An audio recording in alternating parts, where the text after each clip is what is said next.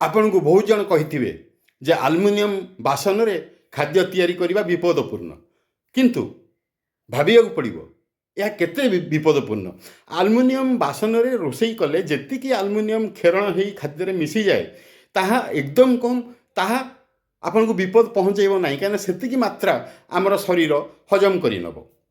बर्तमान कथा होते जिते कहते जे से विपद रोचे तार बाटटा आम बाहर करवा तार बाट हूँ कौन ना आम भात आउ डाली रोषेई कला बेलू आमर समय अधिका खर्च आउ गैस भी अधिका खर्च ताकू आम बंचेबा केमिति ना भात आउ डाली को आम प्रेशर कुकर रे करवा आलुमिनियम प्रेशर कुकर रे करवा जहाँद्वारा कौन हम आमर समय भी बंचो आमर गैस भी बंचो।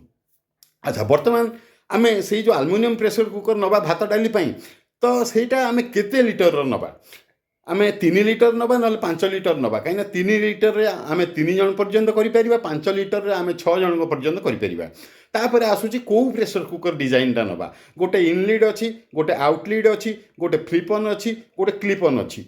इनलिडटा है कौन ना आप ढाकणाटा भितर पूरे एडजस्ट करके दुई हाथ में बंद करेंगे। आउटलिडटा है कौन ना उपरू से ढाकणाटा बंद हम भितर को पशब ना आउ क्लिपन फ्लिपन जोटा सेटा भी से उपरू ढाकणा दिज्व सेटा आप चॉइस अनुसार बाछिपारे।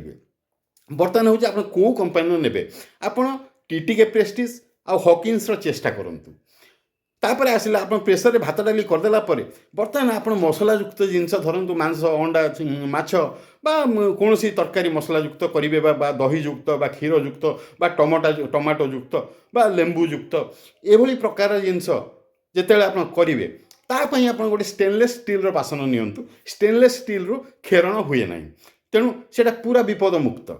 अच्छा बर्तमान यही दुईटी चॉइस रे आपण खर्च बंचेकी जिनसटा करेंगे। जदि आप अधिक खर्च करने को चाहते ताल हार्ड आनोडाइज नहीं पारे बा ट्राइप्लाई नहीं पारे। हार्ड आनोडाइज और ट्राइप्लाई रे आपंकर कौन हम ना उत्तापटा पूरा प्रेशर कुकर शरीर को उत्ताप देव एवं से कौन हम ना जो प्रेशर कुकर जो मटेरियलटा धरतु आलुमिनियमटा खाद्य को जीव नहीं बा स्टीलटा खाद्य को जीव नहीं।